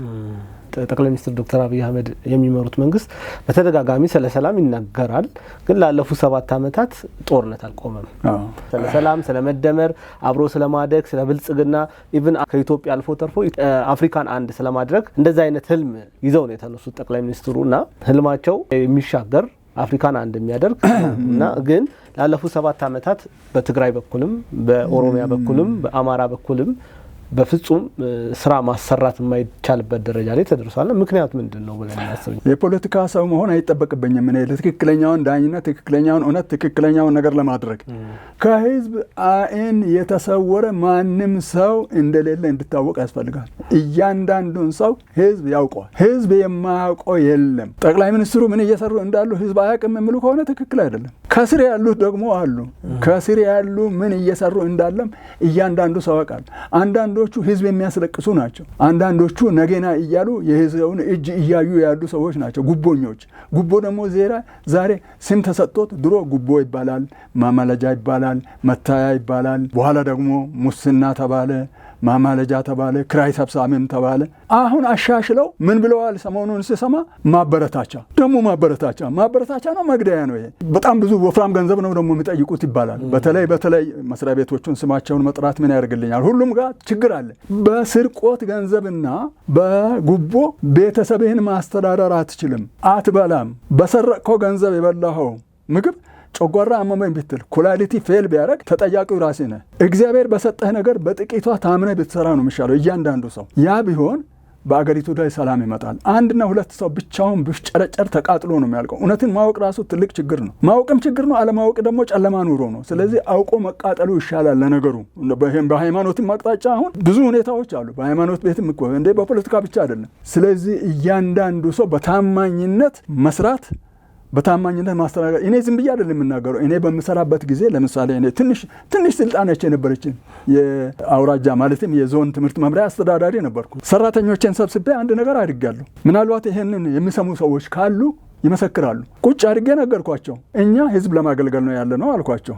እንግዲህ በ78 ዓመተ ምህረት ማለት ነው። እኛ ህዝብ ለማገልገል ነው ያለ ነው። እዚህ የተቀመጥነው ደሞዝ የምንበላው የህዝብ ገንዘብ ነው። ሰው ይመጣል ማመልከቻ ጽፎ ወይም ደግሞ የሆነ ነገር እኔ እመራለሁ። ይጻፍ ብዬ ከጻፍኩ በጻፎች ክፍል ቶሎ ተጽፎ ቶሎ አልቆለት ቶሎ ወረቀቱን ይዞ ውሳኔውን አግኝቶ ዛሬ ነው መሄድ ያለበት። ነገና ብሎ ነገር የለም። ፋይሉ አደረ ማለት ሰውየው አደረ ማለት ነው። ስለዚህ በዲስፕሊን ይቀጣችኋሉ፣ ትቀጣላችሁ። እኔም አላሳደርም እናንተም እንዳሳደሩ ብለን ተስማምተን ነው ስራ የጀመርነው ያንን። ምክንያቱም አንድ ሰው ጉዳዩን ፈጽሞ ወደ ቤቱ መሄድ አለበት እንጂ ነገና አይባልም። እኔም ራሴ አሁን በተለያዩ ሁኔታዎች የደረሱብን ችግሮች አሉ። እዚህ ምድር ላይ እዚህ አዲስ አበባ አካባቢ ራሱ ገንዘብ ፈልገው መሬታችንን የወሰዱበት ሁኔታ አለ። ልጄ የገዛችውን መሬት መስሪያ ቤት ውስጥ ራሱ ሰኔና ግንቦት ሲደርስ የሚዘርፉ ሰዎች አሉ። በጀት መዝጊያ ነው ምናምን ብሎ የሌለ ነገር እንትን ብሎ ይላሉ። ከኔ ይሸሻሉ። ምን ይላሉ? እኔ ደግሞ እስክሪፕቶ አልወስድም። ለምን? እስክሪፕቶ የተገዛው እዛ ቢሮ ውስጥ ላለ ስራ እንጂ ለኔ አይደለም። በጉቦ ገንዘብ ልጆቼን አሳድጋለሁ የምትል ከሆነ አታሳድግም። ፉዞ ነው የሚሆኑት፣ ጫትቃም ይሆናሉ፣ ንብረቴን ይሸጣሉ ነገ እያልኩ ነው ያለሁት። ግብጽ በአመት 1.8 ሚሊዮን ቶን ብርቱካን ለ100 ሀገራቶች ትልካለች። ምን ተጠቅማ? የአባይ ወንዝን ተጠቅማ። ኢቭን የግብጽ ሽንኩርት የሚባለውን ሽንኩርት ለአውሮፓ ገበያ በማቅረብ ለኤሲያ ገበያዎች በማቅረብ እስከ 140,000 ቶን ነጭ ሽንኩርቱም ለዓለም ገበያ ታቀርባለች። ይሄ ሁሉ መነሻው ምንድነው? የአባይ ወንዝ ነው ማለት ነው። እስከ 120,000 ቶን የሚደርስ ፖሜግራንትና ስኳር ድንቾችን የተለያዩ ነገሮችን ከዛ ተርፎ ደግሞ የጥንቸልና የጎሽ ስጋዎችን ለዓለም ገበያ በማቅረብ ትታወቃለች ማለት ነው። አጠቃላይ አመታዊ በጀቷን 1/4ኛውን ከዚህ ግብርና ላይ ከምታገኘው ነገር ነው ከቨር የምታደርገው ማለት ነው። ኢትዮጵያ ከሃይድሮ ኤሌክትሪክነት ባሻገር የአባይ ወንዝን በዚህ አይነት መልኩ አሁን ግብጽ እንደምትጠቀመው ከመጠቀም አንፃር ምን ማድረግ ይጠበቅባታል? ማህበረሰብ ውስጥ ግብጽ ይሄንን ያህል ነገር በአባይ ወንዝ እየተጠቀመች ለምንድነው ቁጭት ሊያድርብን ያልቻለው? የአባይ ወንዝ ነው። አሁን የባህር ወንዝ አይጠጣም። አሁን ሰሞኑን በሚደረገው የኢራንና የእስራኤል እንዲሁም የአሜሪካ ጦርነት ላይ የባህርን ወንዝ ውሃ ወስደው የሚያጣሩ ፋብሪካዎች ላይም እየመታን ነው እያሉ አሁን ደግሞ ሌላ ችግር እየተፈጠረ ነው ያለው። በዚህም ምክንያት ግብጽ ምን ልታደርግ ነበር የወሰነችው? በዚህ ህዳሴ ግድቡ የኢትዮጵያ መሰራቱ በፊት ቱቦ ተሰርቶ ትልቅ ቱቦ ያውም በሜዲተራኒያን ባህር በቆጵሮስ ደሴት በኩል አድርጎ ወደ አረብ ሀገር የሚሻገርበትን የአባይን ወንዝ እኮ ነው ሊሰሩ የነበሩ ሰዎች ናቸው። ቱቦ ሁሉ መዘርጋት የጀመረበት ሁኔታ ሁሉ እንሰማለን። ይሄ ሁሉ ቁጭት አለባቸው። ምክንያቱም እሱን ወስደው ለመሸጥ ነው እነሱ። እኛ የአባይን ወንዝ ሸጠን ሳይሆን በነፃ ነው እያገኙ ያሉት። በነፃ ለምን እናገኛለን ብለው ከሆነ ማስከፈል ይጀመር ይሆናል። ከዚህ ውጭ ግን የአባይን ውሃ የተቻለንን ያህል እቺ ግድቧ ተሰርታ ተርባይኑን አንቀሳቅሳ ብትሄድ እኛ ወንዞች ሞልተውናል። ነገሩ አዋሽ ራሱ አለ። ማን ይስራኝ ማን ይብላኝ እያለ አባይ ሐይቅ የሚገባ ዋብሸበሌ አለ፣ በዚህ በኩል ፌርፌር አለ፣ ዳዋ አለ፣ በምስራቁ በኩል በደቡቡ በኩል ስትመለከቱ አዋሽ አለ። የተለያዩ ወንዞች አሉ። ገናሌ አለ። ስንት ወንዝ አለ። በላይ በኩልም እንደዚሁ እና ማአት ናቸው እኮ። ግን አብዛኛው ወደ ውጭ የሚወጡ ወደ ውጭ ነው እንዴ? ወደ ውስጥ የሚገባ ማን የለም። ግን ታዲያ ግብጾች ይሄንን ከሰሩ እኛስ ምን እየሰራ ነው የሚለውን አሁን ራሱ እዚህ ብርቱካን ከግብጽ የሚመጣ ብርቱካን አለ አይደል? እንደዚህ አዲስ አበባ ውስጥ ራሱ እየገዛን ያለ ሽንኩርትና ብርቱካን እኮ በአብዛኛው ከግብጽ ነው የሚመጣው። እነሱ በበዓላት ሰበብ እኛን ሰማይ እንድናይ ያደረጉ 230 በዓል በወር እስቲ አስብ። እና በበዓል ሰርቶ የከበረ በጾም በልቶ የወፈረ የለም ብለው ጳጳሳቱ ድርግም አድርገው ዘግተው እኛ አንሰራም። አሁን ኢሉባቦር ብትሄድ ወለጋ ብትሄድ እኮ ሆሮ ጉዱሩ ውስጥ ወይም ደግሞ ኢሉባቦር ብትሄድ ቡናው ራሱ ሌላ ነው፣ ጫካው ራሱ በአውሮፕላን ስትሄድ ማቋረጥ የማትችለው በመኪናማ ብትሄድ በጣም እና እነዚህን ሁሉ እያደረጉ ይሄ ሁሉ መሬት እያለን እኛ ረሃብተኞች ሆነን በዓለም ታሪክ ታውቀን እንደውም በዲክሽነሪ ዲዛስተር በሚለው ኤግዛምፕል ኢትዮጵያ እየተባል የምንጠራበት ዘመን ቢያበቃ ነው የሚሻለው። ምክንያቱም ይሄ ሁሉ እኛ መስራት አለብን ማወቅ አለብን ለማለት ነው። ቅድም የጠየቅከው ጥያቄ እንግዲህ የአባይን ወንዝ እነሱ ይሄን ተጠቅመው እንዲህ ካደረጉ እኛስ ምን እናድርግ የሚለውን መለስ ብለን ስናይ ወደ ልማታችን መመለስ አለብን። ጦርነት መቆም አለበት። ሶም የሃይማኖት ተቋማት በተለይ ከክፍለ ከተማ ዋና ጸሐፊ እንደመሆኑት ከዋና ኃላፊዎቹ ጋር የመገናኘት እድል አላችሁ እናንተና አሁን ጦርነቱን ከማስቆም አንጻር ኦሮሚያ ውስጥ፣ አማራ ውስጥ፣ ትግራይ ውስጥ ከሚደረገው አንጻር የሃይማኖት ተቋማት ምን ሰሩ? የሃይማኖት ተቋማት ሊሚትድ የሆነ አቅም ነው ያላቸው በአሁኑ ጊዜ።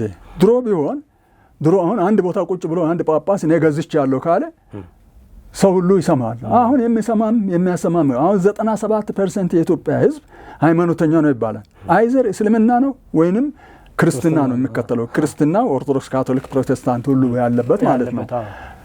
ከነዚህ ውጪ አይደለም። ግን የሚሰማ ሰው በጣም እየጠፋ የመጣበት ጊዜ ትውልዱ ልክ የመጨረሻው ዘመን በጢሞቴዎስ መጽሐፍ ውስጥ ሐዋርያው ጳውሎስ እንደጻፈው የመጨረሻው ቀን የሚያስጨንቅ ዘመን እንዲመጣ ይሁን ይወቅ።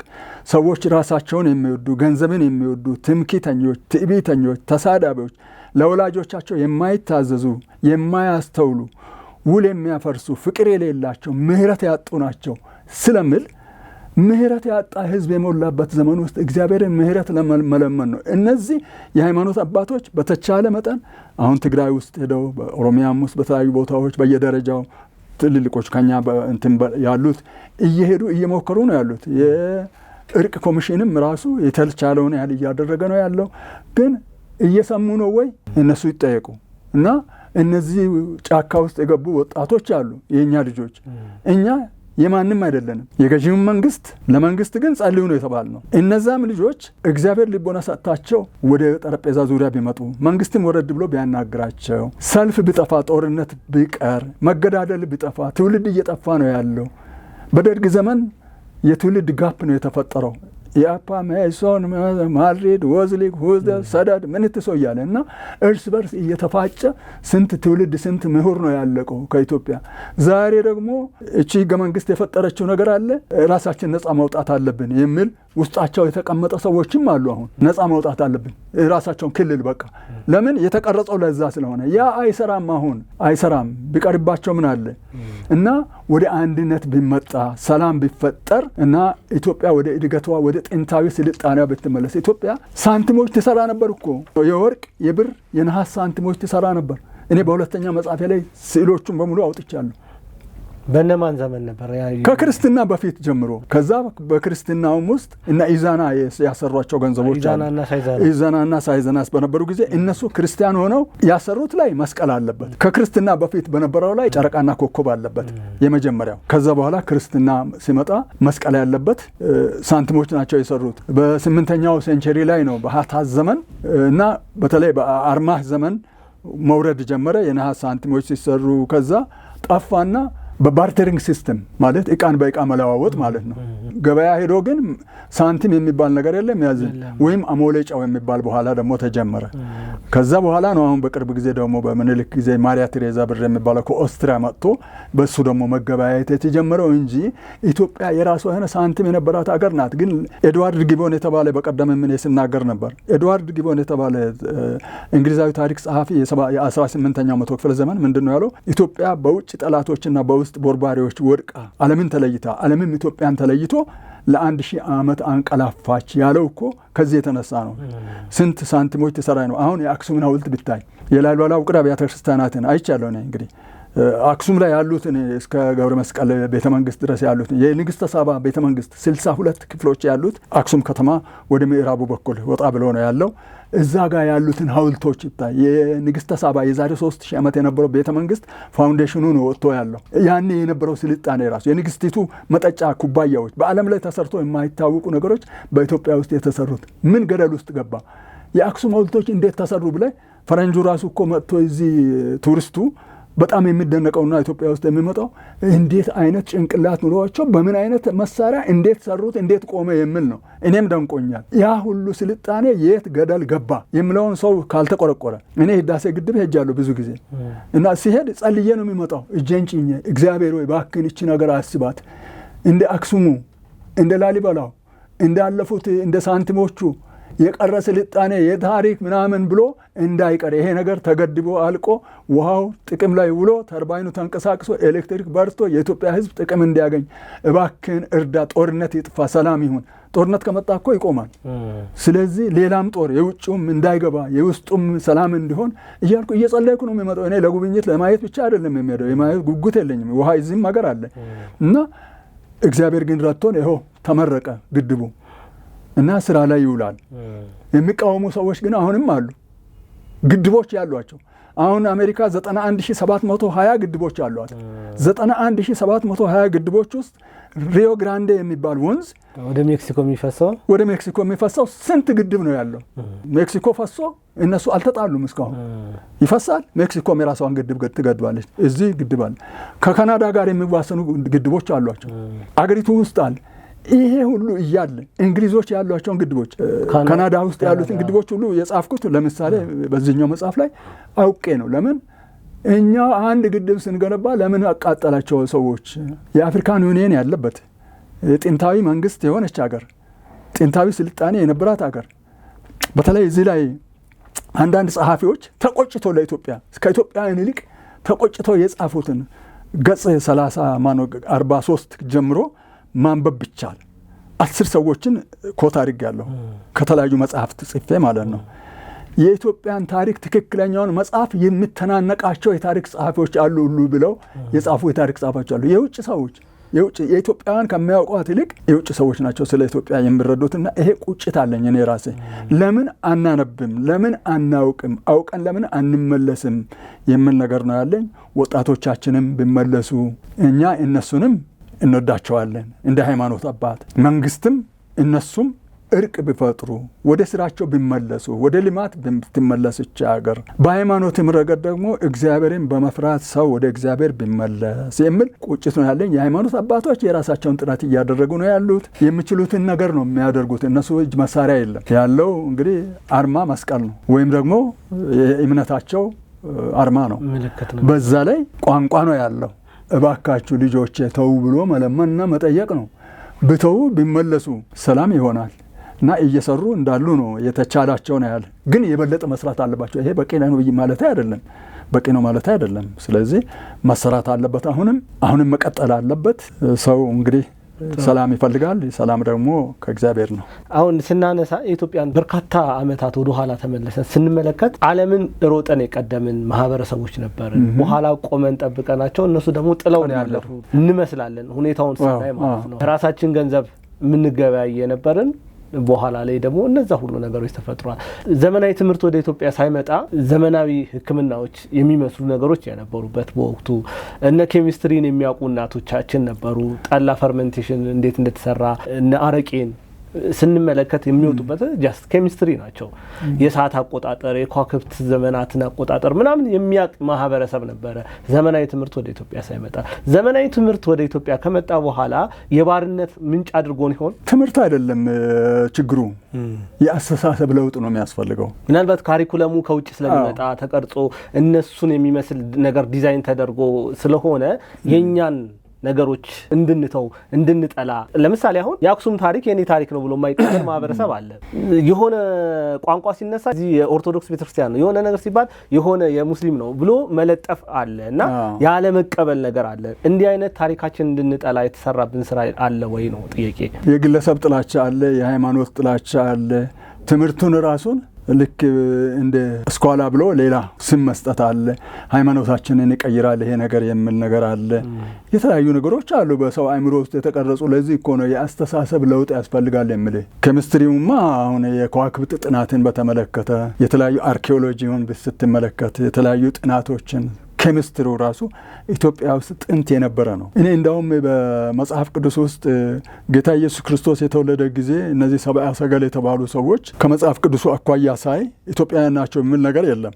ግን ከኢትዮጵያ ይመስለኛል የሄዱት ይመስለኛል ነው ያልኩ ያለው ይመስለኛል። ለምን? ምክንያቱም በምስራቅ በኩል ነው ያዩት ኮከቡን። በምስራቅ አዩ ማለት በምዕራብ በኩል አሉ ማለት ነው እነሱ እዛ።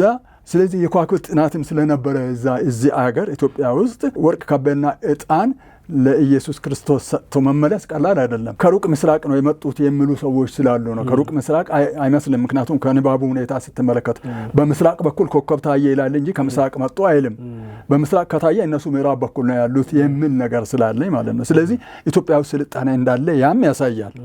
ስለዚህ ያ ከዘመናዊ ትምህርት ጋር ቢቀናጅና ቢሰራ እኮ ትልቅ ነገር ነው። የአስተሳሰብ ለውጥ ያስፈልጋል የሚል የተማሩቱ ያልተማሩትን እየናቁ ወይም ደግሞ እየረገጠ እንዲሄድ ሳይሆን ተደጋግፎ መማር ማለት መለወጥ ነው መሆን የነበረበት። ትምህርት ለውጥ ነው፣ የአስተሳሰብ ለውጥ ማምጣት ነው መሆን ያለበት እንጂ እንዲሁ ዝም ብሎ ብቻ ፊደል ቆጥሮ መኖር ለውጥ አያመጣም። ኤዱኬሽን ኢዝ ቢሄቪየራል ቼንጅ ነው መሆን ያለበት። ቢሄቪየራል ቼንጅ እሱን ቢሄቪየራል ቼንጁ እንዴት ነው እየለወጠው ያለው ህዝቡን? አሁን ያለውን ሁኔታ ስትመለከት በምን አይነት ሁኔታ ነው እየተለወጠ ያለው የሚለውን ስታይ ባለፈው አንስቼ እንደሆነ አላቅም እንጂ ስማችን ራሱ አሁን በገጠር ውስጥ አንድ ትንሽ ልጅ ተወልዶ ገና ወንድ ልጅ ከሆነ አለባቸው፣ በላቸው፣ ሽናባቸው፣ ውቀው፣ ፍጨው፣ አጥላባቸው፣ እርገጣቸው ምናምን ተብሎ ወይም አንበርብር፣ አሸብር እንደዚህ ተብሎ ነው የሚወጣው። ለምን? ሌላውን እንዲያሸብር። ያ ትንሽ ልጅ ለምን የልማት ስም ቢወጣለት አራጋው ቢባል እንደው ለምለም ቢባል ወይም ደግሞ የሆነ ነገር ቢባል ጥሩ የሆነ ነገር ነው እንደ ስሙ ነው የሚሆነው አንዳንዴና ይሄም የአስተሳሰብ ለውጥ የሚያስፈልገው እንደሆነ እንመለከታለን። ስለዚህ የተማሩትም መሀይም የሚባል ሰው የለም። ሁሉም አዋቂ ነው። አሁን ገበሬ ማን ነግሮት ነው መቼ ዘርቶ መቼ እንደሚወቃ መቼ እንደሚል ማንም ምናልባት የግብርና ሰራተኞች በአሁኑ ጊዜ ቅርብ ጊዜ ከእንትን ካሉት በስተቀር ከጥንት ጀምሮ እያለ ነው ያለው። ግን የኢትዮጵያን ሁኔታ ስንመለከት ለ3000 ዓመት አይደለም ለ5000 ዓመት ገና በዶማ እያረሰ ያለ ገበሬ ይዘን እንዴት አድርጎ መሰልጠን ይቻላል? እዛም ላይ ያለ ደግሞ ጦርነት ነው ያለው። ከዚህ ጦርነት ለመውጣት ግን የአስተሳሰብ ለውጥ ያስፈልጋል። ሰው መመለስ አለበት። ለእርቅ ወደ እውነት መመለስ አለበት። መሪዎቹ ምን እየሰሩ ነው? ከመሪውም ጋር አንድ ላይ መሆን አለበት። የሃይማኖት ሰዎችን መጸለይ አለባቸው። ሌላውም ህዝብ መጸለይ አለበት በየሃይማኖቱ። ከዛ በኋላ የኢትዮጵያ አንድነትና ህብረት ይመጣል። ያሰብነው ነገር ወደ ግቡ ይመጣል። ካልሆነ ዝም ብሎ ውሃ ቅዳ ውሃ መልስ ነው የሚሆነው። በመጽሐፎት ውስጥ ግብጾች እስራኤላውያንን ለ430 ዓመታት ከገዙት በላይ ኢትዮጵያ ለ1621 ዓመታት ማለትም ብለው ከ330 ዓመተ ምህረት ጀምሮ እስከ 1951 ድረስ ተገዝታለች ብለው ይናገራሉ እርሶ ማለት ነው። ኢትዮጵያ ደግሞ ቀኝ ተገዝቻለሁ ብላ አታስብም፣ አይጣረስም። የኔ አባባል በቀኝ ተገዛች አላልኩም። እጅ አዙር ቀኝ አገዛዝ የሚባላል። ኢትዮጵያ ቀኝ አልተገዛችም። በአፍሪካ ውስጥ ካልተገዙት አገሮች አንድ ኢትዮጵያ ብቻ ናት። ምናልባት ላይቤሪያ ሁለተኛ ናት የሚባለው ላይቤሪያ የባሪያ ሽያጭ ዋና መሰረት ስለሆነች በአትላንቲክ በኩል ለመጫን ወደ አሜሪካ ማናችን እዚህ በቃ ይሄን ሀገር አንያዝ ተብሎ በመሃል ስለተቀመጠ እንጂ ላይቤሪያ ተዋግቶ አሸንፎ አይደለም። ኢትዮጵያ ግን አሸንፋ ጣሊያንን አንበርክካ አስወጥታ ከዛም በኋላ ደግሞ 5 ዓመት ታግላም አሸንፋ ነፃ የሆነች አገር ያልተገዛች አገር ተብላ የተጠራች አገር ናት ኢትዮጵያ። ከዚህ ውጪ ግን ከ330 ዓመተ ምህረት እስከ 1951 ዓመተ ምህረት ኃይለ ሥላሴ ድረስ እነዚህ 111 ጳጳሳት የመጡት ከግብጽ እንደሆነ ቅድም እንደተነጋገር ነው። እነዚህ ጳጳሳት እንዴት አድርገው ነገስታቱን እያዘወሩ እንደሆነ ቁልፉ በእጃቸው ይዘው የኢትዮጵያ ልማትና እድገት እንዳይኖር እንዳደረጉ ለመግለጽና ያኔ ከሙሴ ድረስ የነበረው ጊዜ ስንመለከት ከዮሴፍ እስከ ሙሴ የነበሩት 430 ዓመታት ግብጽ ሀገር ሄደው እስራኤሎች እስከኖሩበት ጊዜ ድረስ እንዴት አድርገው ጨቁኖ እንደገዟቸው ጭቃ እያስረገጡ ጡብ እያሰሩ እንዳኖሯቸው መጽሐፍ ቅዱስ ይነግረናል። እኛ ግን ኢትዮጵያ የሱን 4 እጥፍ 1621 ዓመት በእጅ አዙር ቅኝ አገዛዝ የነሱን ባንዲራ አንገታችን ላይ እንዲያስር እያደረጉ የኢትዮጵያን ሕዝብ ቀይ ነጭና ጥቁር ክር አንገት ላይ እንዲያስር እያደረጉ አባ ሰይፈ ስላሴ ሞገስ የተባሉት ሰው የጻፉትን መጽሐፍ አንብቡ። እሳቸው ራሳቸው የቤተ ክህነት ሰው ናቸው። አንገታችን ላይ ባንዲራቸውን እንድናስር አድርገው ነው ያኖሩን ብለው ነው የጻፉት። እኔም እሱን ጠቅሻለሁ። የእነሱን ባንዲራ አንገቱ ላይ አስሮ ሰው ይኸው ይላል። ክርስትና እስከዚህ ድረስ በዓላትን የተለያዩ ሁኔታዎችን ኢትዮጵያ እንዳታድግ አድርገው ኢትዮጵያን የገዙ እንደሆኑ ነው። በእጅ አዙር ነው ግን ኢትዮጵያን ቅኝ የገዛ ግብፃዊ የለም። ኢትዮጵያ አልተገዛችም። በዚህ ግን ሞክረዋል። ብዙ ነገር ተደርጓል። ወደኋላ አስቀርተውናል። አሁን ግን እንቀጥላለን። ቅኝ ግዛቱ እጅ አዙር ነው። ያው እጅ አዙሩ ደግሞ ወስዶ አባይ ወንዝ ላይ ነው የሚጥለን ማለት ነው። 5 መጽሐፍ ጽፈዋል እርስዎ ኢትዮጲስ፣ አሻም ኮካታ ምናምን ሌሎችም ጨምሮ ማለት ነው። 5ቱ መጽሐፍ ያስታውሱኝና እነዚህ 5ቱ መጽሐፍ ስለምንድን ነው ጠቅለል አድርገው ስለምንድን ነው የሚያወሩት? 5ቱ መጽሐፍት ስለ ኢትዮጵያ ታሪካዊ ባህላዊና ሃይማኖታዊ ይዘት ሰው እንዲያውቀው ነው። ራሱን እንዲያውቅ በመንፈሳዊም፣ በማህበራዊም፣ በኢኮኖሚያዊም፣ በፖለቲካውም በአጠቃላይ በኑሮ ላይ ማወቅ የሚገባውን ነገር ኢትዮጵያዊ አውቆ እንዲያነብ ነው። የመጀመሪያው መጽሐፍ በ1985 ዓ.ም ነው ኢትዮጲስ የሚል ታሪክን፣ ባህልን፣ እምነትን በተመለከተ ነው የጻፍኩት። የሃይማኖቶች አመጣጥና መሰረት ምን ይመስላል? አንዳንድ ጊዜ መጤ ቆንጤ ምናምን የሚሉት ሰዎች የሚናገሩት ነገር አለ። ሃይማኖቶቹ ከየት መጡ? ስለዚህ ኢትዮጵያ ውስጥ የበቀለ ምናልባት ኮርችና ኮሶ እንጂ ወይም ሳር፣ ሌላው ነገር ሁሉ ሰው ራሱ እኮ ኢሚግራንት ነው። መጥቶ ነው እዚህ አገር የኖረው ከጥንት ጀምሮ ማለት ነው። ኩሽቲኮች መጡ፣ ከዛ ሴሚቲኮች መጡ፣ ከዛ ሌሎች እስራኤላውያን መጡ፣ ሌሎችም መጡ፣ ኦሞቲኮች ተጨመሩ። ሁሉም አንድ ላይ ሆኖ ኢትዮጵያዊ ሆኖ ነው የሚኖረው። ስለዚህ መጽሐፍቶቹም ይሄንኑ ነው የሚያሳዩት።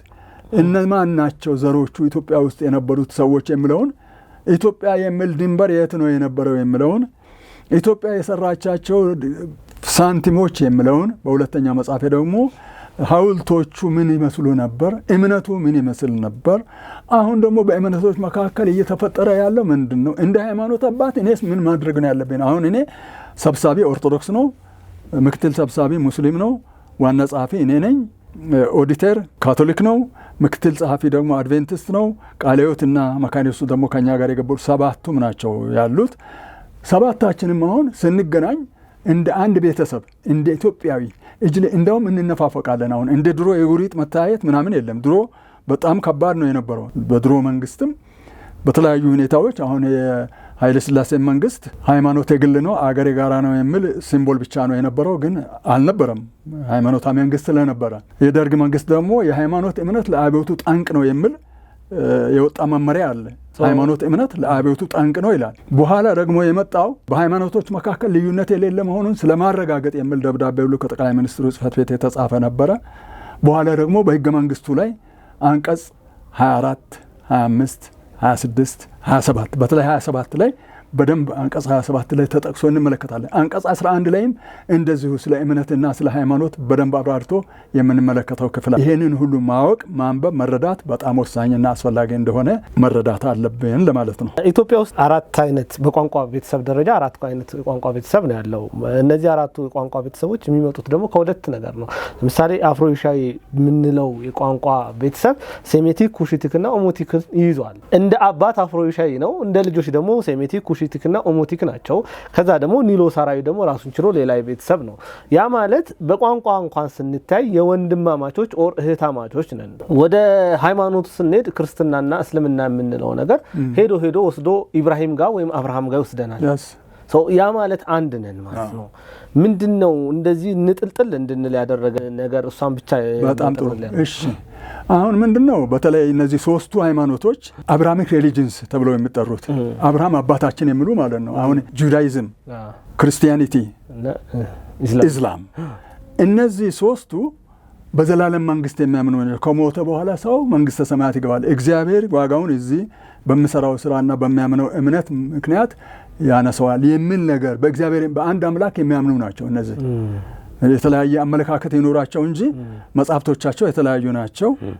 ጁዳይዝም የተለየ መጽሐፍ አላቸው፣ የክርስትናም መጽሐፍ አለ፣ እስልምናም መጽሐፍ አለ፣ አማኞችም አሉ። ግን በአብርሃሚክ ሪሊጅን ውስጥ ነው የሚታወቁት። ውስጣቸው ግን የተለያየ እንትን አለ። አንድነትን የሚያበዛ ነገር ነው። አሁን ከመጽሐፍ ቅዱስ ጥቅሶች በብዛት አሉ በእንትን ውስጥ። መጽሐፍ ቅዱስ ማለት እንግዲህ ብሉይ ኪዳኑን ነው እነዚህ አይሁዶቹ የሚቀበሉት። አዲስ ኪዳንን አይቀበሉም፣ ክርስትናንም አይቀበሉም። ኢየሱስ ክርስቶስ የእግዚአብሔር ልጅ ነው የሚለውን አይቀበሉም። እግዚአብሔር ልክ ሚስት አግብቶ እንደወለደ አይነት ስለሚቆጥሩ፣ እስልምናም እንደዚሁ ቤተሰብ ጉባኤ ነው ክርስትና የሚል ነገር አባት፣ ልጅ፣ ሚስት እንደዚህ አብሮ የሚያስተዳድሩ አይነት ነው የሚመስላቸው። የአብ ወልድ መንፈስ ቅዱስ ራሱ ያልገባቸው ስለሆነ ማለት ነው። መጽሐፍ ቅዱሱ ግን ስለ አብ፣ ስለ ወልድ፣ ስለ መንፈስ ቅዱስ ይናገራል። ክርስትና ትንሽ ለየት አድርጎ በደንብ ቁጭ አድርጎ ያስተምራል ማለት ነው። እና በዚህ ውስጥ ግን አጠቃላይ ሰው ማንበብ ብችል የመጀመሪያውን መጽሐፍ ራሱ ቢያነቡ አሁን ጁዳይዝሞች በብሉይ ኪዳን የተጻፈው ቃል በአዲስ ኪዳን መፈጸሙን በደንብ ቢረዱ ወደ አንድነት ይመጣሉ። ሙስሊሞችም ቢሆኑ የመጽሐፉን ሰዎች ጠይቁ፣ ጥያቄ ቢኖራችሁ ስለሚል የመጽሐፉ ሰዎች የሚላቸው ክርስቲያኖችን ነው። እነዚህን መጠየቅ ቢችሉ አንድነት ቢኖራቸው፣ መጠያየቅ መነጋገር ማለት እኮ ነው። በጠረጴዛ ዙሪያ ተነጋገሩ ለፖለቲካ ምናምን ይባል አይደለ? በሃይማኖትም ደረጃ እንዲህ ቢነጋገሩ ጥሩ ነው። ካልሆነ ግን ቋንቋ መግባቢያ እንጂ መለያያ መሆን አይችልም። ቋንቋ መግባቢያ ነው። ቋንቋ ራሱ የመጣው እኮ በኃጢአት ነው። ግንብ ሲሰሩ ቋንቋቸው ተበታተነ አይደለ እንደ ባቢሎን የሚለው ለምን? ኃጢአት ሲበዛ አንዱ አምጣ የሚለውን ሌላው እንዳይሰማ አደረገና ቋንቋው ተበተነ። ያ ደግሞ እንደው ትልቅ እሹ ሆኖ ትልቅ አርማ ሆኖ መነሳት አይችልም። መግባቢያ እስከሆነ ድረስ መግባቢያ ነው። ሰው ግን ሰው ነው። ከአዳምና ከሔዋን ሰው ነው። ሰው መከበር አለበት። ሰው ዲሞክራሲያዊ መብቱ፣ ሰብአዊ መብቱ መጠበቅ አለበት። ሰው በአገሩ በሚኖርበት ቦታ መብቱ ተጠብቆ የሚኖር መሆን አለበት። በኢትዮጵያም ውስጥ ራሱ አሁን ክልሎች ምንም ችግር አልነበረም ድሮ። አሁን ክልል ተብሎ ታጥሮ መሄድ የማይቻልበት ሁኔታ ውስጥ ነው የገባ ነው እና ይሄም ራሱ ሰብአዊነትንም ዲሞክራሲያዊ መብቱንም እየተገፈፈ ያለ ስለሆነ እነዚህን ሁሉ በመቶ ሰው አንድ ኢትዮጵያዊ ሰው በሄደበት ቦታ በሚኖርበት ስፍራ ንብረት አፍርቶ ቤት ሰርቶ ልጆች ወልዶ መኖር የሚችልበት ሁኔታ ቢኖር ትልቅ ነገር ነው የሚሆነው እና ይሄም እግዚአብሔር ያደርገዋል። እንደ ድሮአችን እንደ ጥንታችን ተያይዘን እንደምንኖር እርግጠኛ ነኝ። እግዚአብሔርም ይረዳናል። ሴም ለኩሽ ወንድም ነው፣ ኩሽ ለኦሞቲክ ወንድም ነው። ኢት ሚንስ ጸቡ በወንድማማቾች መካከል ላይ ያለ ሌላ ኬትም የመጣ ነገር። እነዚህ ወንድማማቾች ደግሞ የተለያየ ሃይማኖት ሊያምኑ ይችላሉ። በአንድ ቤት ውስጥም እኮ ያጋጥማል። ወንድም ሙስሊም፣ እህት ክርስቲያን፣ ወንድም ፕሮቴስታንት፣ እህት ኦርቶዶክስ ልትሆን ይችላል። ሶ እነዚህ ወንድማማቾች መገዳደል የለባቸውም በሐሳብ ስለተለያዩ። የሐሳብ ልዩነት ጸጋ ሊሆን ነው የሚገባን፣ በረከት ሆኖ ወደፊት ሰርተን ፎከስ አድርገን ኢትዮጵያ ላይ በመስራት እንሻገር ነው የሚሉት። ጥሩ አመሰግናለሁ። የአባይ ወንዝ ኢትዮጵያ ውስጥ ካሉ ወንዞች ምንድን ነው የሚለየው? ፖለቲካሊ፣ ኢኮኖሚካሊ፣ ማህበራዊ ሁኔታውን እሷን ብቻ መልሱልኝ እስቲ። የአባይ ወንዝ እኮ ሌላ ውሃ አይደለም፣ ውሃ ነው። ጎጃምንና ጎንደር አካባቢን ምዕራቡን አጥቦ የወሰደ ወደ ግብጽና ወደ ሱዳን የወሰደ ወንዝ ነው። አይ ሌሎችም ይወጣሉ፣ ልክ ይወጣሉ። ግን ኢትዮጵያን አሁን ለምሳሌ የእንግሊዞቹ ህግ አባይን ሲያከፋፍሉ 66% ለግብጽ፣ 22% ለሱዳን፣ 12% ለትነት፣ 0% ለኢትዮጵያ የሚል ነው የተሰጠው እንግሊዞች።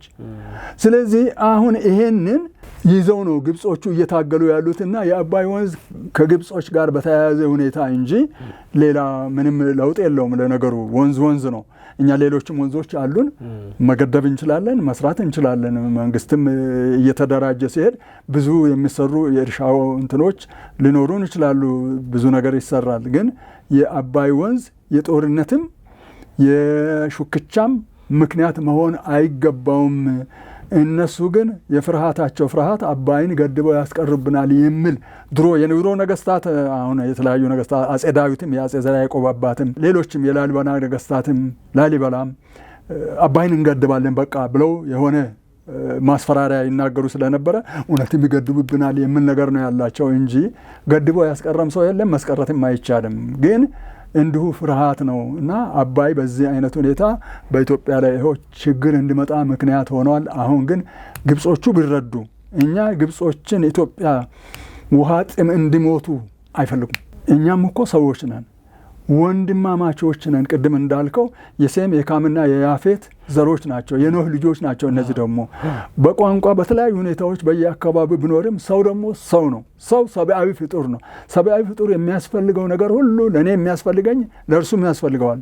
በክርስትና በአንተ ላይ ሊደረግ የማትወደውን ነገር በሌላ ላይ አታድርግ ይላል። በእስልምናም እንደዚሁ፣ በሌሎች ሃይማኖቶች በቡድሂዝምም እንደዛ የሚል ነገር አለ ከሃይማኖቶች ጥናት ጋር ሲመለከት እና ሰው በሌላው ላይ የሚደረገውን እያየ አንዳንድ ሰው እንደው ለራሴ ብቻ ይሄ ስግብግብነት አይደለም እኔ ብቻ እኔ ከሞትኩ ምናምን የሚባል አይነት ካለ ነው እኛ ብቻ እና እገሌን ገዝተን ፈጭተን እንያዝ የሚል ነገር ካለ ነው ችግሩ። አሁን ኢየሱስ ክርስቶስ ያስተማረው ትምህርት እኔ በጣም ደስ ይለኛል። የሐዋርያቱን እግር አጠበ። እግር ማጠብ ቀላል አይደለም። መሪ ሆኖ መምህር ሆኖ እግራቸውን አጠበ። አሁን ችግሩ ያለው እግሬን ይጠብ ነው። በኔ ጆሮ ስማ፣ በኔ ጭንቅላት አስብ፣ በኔ አይን እኔ የምለውን ተናገር፣ በኔ ሳንባ ተንፍስ። እንዴት ይሆናል? ይሄ ነው ችግር ያለው በዓለም ፖለቲካ ውስጥ፣ በሃይማኖትም ውስጥ፣ በተለያዩ ነገሮች በሰዎች መካከል ያለው እኔ ያልኩትን በል። እንዴት አድርጌ ነው አንተ የምትለውን የምለው? እኔ የራሴ ጭንቅላት አለኝ አስባለሁ፣ አይን አለኝ አያለሁ፣ ሳንባ አለኝ እተነፍሳለሁ፣ የራሴ ሰው ነኝ ብሎ እያንዳንዱን ሰው ደግሞ ሰውም እንደኔ ነው ብሎ ማሰብ ብችል እኮ በዓለም ለጦርነት የለም። ዛሬ አሁን ያለው ጦርነት ራሱ ተመልከት። እኔ ልግዛህ ነው ነገሩ። ለመግዛት ነው ደግሞ መሳሪያ እየተሰራ የከረመው። አሁን እኮ ኢራንም ውስጥ እስራኤልም ውስጥ አሜሪካም ውስጥ አሁን መሳሪያ እየተሰራ ሌላውን ለመግዛትና እንደው ለመዳን ብቻ አይደለም ለማጥፋትም ጭምር ነው። ይሄ አግባብ ያልሆነ ነው። እንደው አሁን ዘመኑ እያለቀ ነው ያለው። ይሄ መሳሪያ ሁሉ ወደ ማረሻ ወይም ደግሞ ወደ ትራክተር የሚቀየርበት ዘመን ቢመጣ ደስ ይለናል። ጥሩ ቀረ የሚሉት ቢጨመር የሚሉት ሀሳብ ካለ እድል ስጡት። ለኢትዮጵያውያን በሙሉና በተለይ ለወጣቱ ትውልድ አገር ተረካቢ የሆኑ ወጣቶች ጊዜ በጣም ወሳኝ ነው። ጊዜ ያልፋል። ገንዘብም ተሰርቶ ሊመጣ ይችላል። ዝም ብሎ መባከን የለበት። ጊዜ እንዳይባክን ትውልድን የሚቀርጽ ነገር፣ ለትውልድ የሚሻገር ነገር ለመስራት መነሳት ዛሬ ነው፣ ነገ አይደለም። ዛሬ የምትችሉትን ሁሉ አድርጉ ነው የምለው። ሰዎችን በቅንነት በእውነት እግዚአብሔርን በመፍራት ሰራተኞች አገልግሉ። ሲቪል ሰርቫንትስ ናችሁ። ሲቪል ሎርድስ መሆን ከፈለጋችሁ ሌላ ጉዳይ ነው። ጉቦ አትብሉ፣ ማማለጃ አትውሰዱ። ማበረታቻ ብሎ ነገር የለም። በሽታ ነው፣ ይገላል። ጥንቃቄ አድርጉ። እንደ ሃይማኖት አባት እመክራለሁ። ልጆቻችሁ ታጣላችሁ፣ ልጆቻችሁን ራሳችሁንም ታጣላችሁ ነው የምለው። ስለዚህ ሌብነት፣ የመንግስት ገንዘብ በግንቦትና ሰኔ ላይ የምትሰርቁ ሰዎችም በበጀት መዝጊያ ስም አትስረቁ፣ አይበጃችሁም። ቤት ሰርታችሁ ለመኖር አይደለም፣ መኖሪያ ቤት ሳይሆን መሞቻ ቤት ነው የምትሰሩት። ጥንቃቄ አድርጉ። ወጣቶችም ተግታችሁ ስሩ። በሙስናና በተለያየ ሁኔታ አትግቡ። ህዝብ አገልግሉ። እግዚአብሔር ደመወዝ ከፋይ ነው፣ ዋጋ ይከፍላል። ኢትዮጵያን ውደዱ፣ ታሪክ አንብቡ፣ ተረዱ ነው የምለው። ልመናዬ ነው ይሄ። እግዚአብሔርን ፍሩ። የጥበብ መጀመሪያ እግዚአብሔርን መፍራት ነው፣ ቅዱሱንም ማወቅ ማስተዋል ነው ይላልና የእግዚአብሔር ቃል። በእግዚአብሔር ቃል እውነት ኑሩ፣ ጸልዩ፣ በርቱ፣ ከክፋት ራቁ ምኞቴና ጸሎቴ ነው። እግዚአብሔር ኢትዮጵያንና ህዝቦቿን ይባርክ። አሜን። ውድ አድማጭ ተመልካቾቻችን ለዛሬ የነበረን የጅማት ፕሮግራም ይህንን ይመስላል።